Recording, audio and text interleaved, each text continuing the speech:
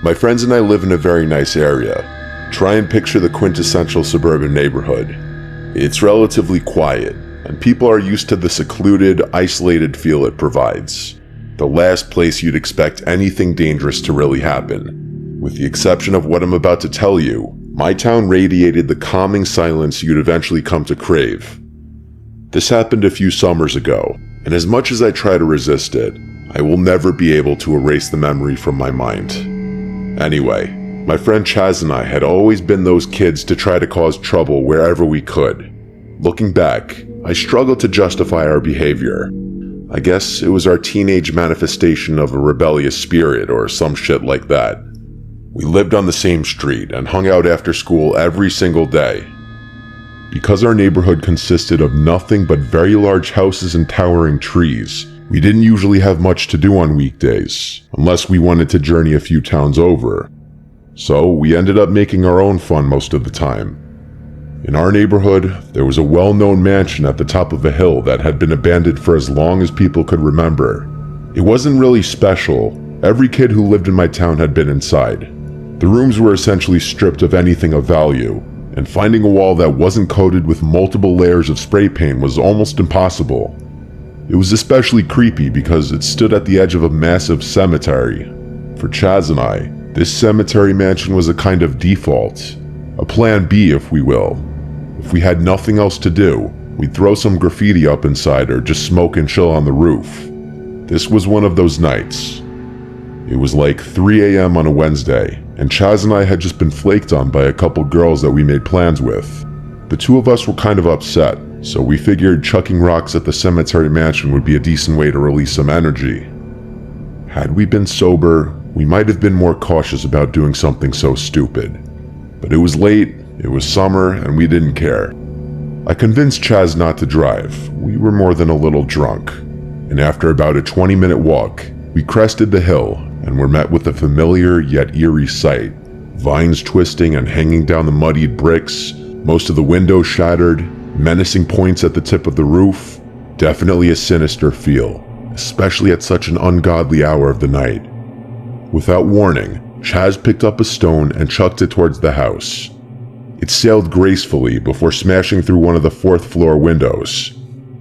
It was difficult to confirm in the low light of the moon and surrounding streetlights, but the deafening sound of the shattering glass confirmed it.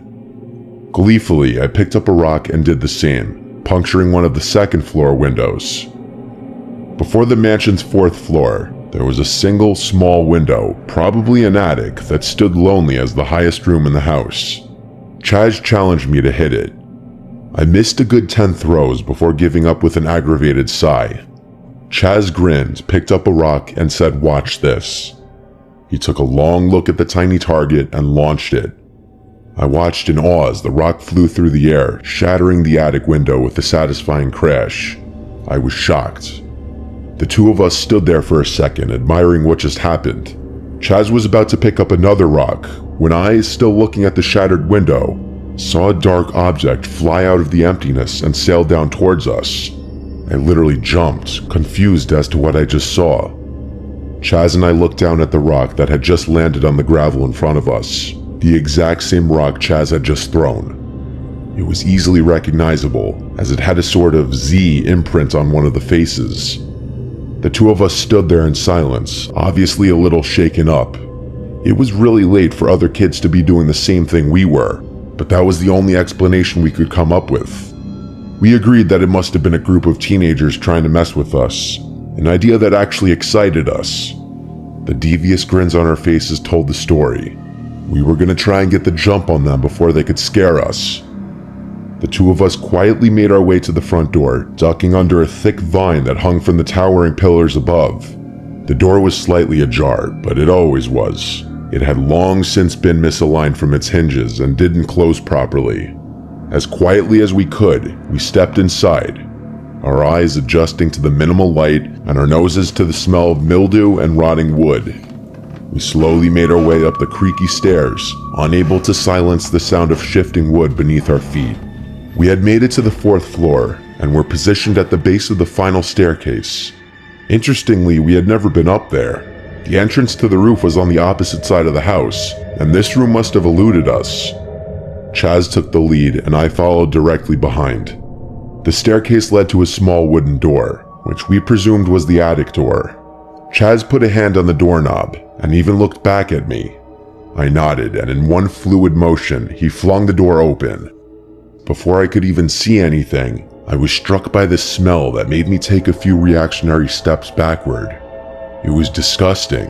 It smelled like death and rot. Something was clearly decaying in that room. Chaz covered his nose and entered. I was a little more hesitant to do so, but I decided that I'd rather be by his side than alone on a pitch-black staircase. The sight was even worse than the smell. We found ourselves staring at a tiny room, the floor of which a white pentagram was painted. There were a few unlit candles and a closet door that we didn't open. The smell seemed to be emanating from that closet, and I was worried Chaz would want to investigate more. To our surprise, the room was void of people. I had enough though. This was really starting to freak me out, and I couldn't fight the urge to leave any longer. I turned towards the door, and that's when I saw it. I looked down the staircase and saw two cloaked figures looking back up at me. I cursed and ran towards Chaz. Just then, we heard stomping up the stairs from behind us. We were screwed. As the stomping got closer to the door, I was prepared to fend off whoever it was, bracing myself for a fight. Just then, Chaz yelled at me, "Dude, come on."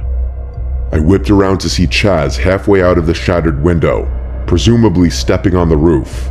I hurriedly did the same, and the second I made it onto the roof, I heard the door forcefully open. We ran across the roof to the entrance we knew about, not wanting to wait to see if we were being followed. Had the situation not been so dire, I don't know if I would have been able to go through with our plan. The darkness made it nearly impossible to see. One wrong step and we would have been sent tumbling to our deaths. I followed close behind Chaz, and we made it to the roof entrance. It was a little hatch that led to a ladder. Chaz failed to open the hatch up. It was locked from the inside. Just then, we heard a booming voice ring out from somewhere in the distance. "They went that way," yelled the freakishly deep voice. To this day, it was the scariest thing I've ever heard anyone say. Without thinking, I stomped on the hatch as hard as I could with my right foot, and it gave way and it crashed loud enough to reveal our position to anyone in the house, let alone someone chasing us on the roof. The force of the impact caused me to fall into the hole, and had it not been for my hands reflexively grabbing the ladder, I wouldn't have been seriously hurt. Chaz screamed at me to go, so I climbed down as fast as I could, trying to ignore the pain in my leg. The two of us sprinted down the other staircase and burst out the back door, jumping the fence and running into the cemetery. Chaz seemed to be fine. He was literally laughing. I, on the other hand, was so scared I could barely think. I never thought squatting behind a gravestone in a cemetery could be so comforting.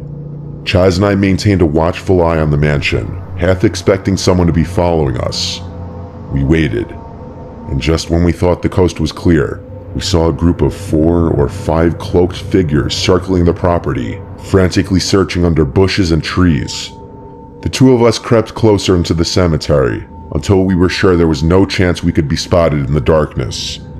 We hopped the backside fence and haven't been back to that house since. I can only assume that we stumbled upon some kind of cult meeting or ritual. Why they decided to do it in an abandoned house is something I still ask myself.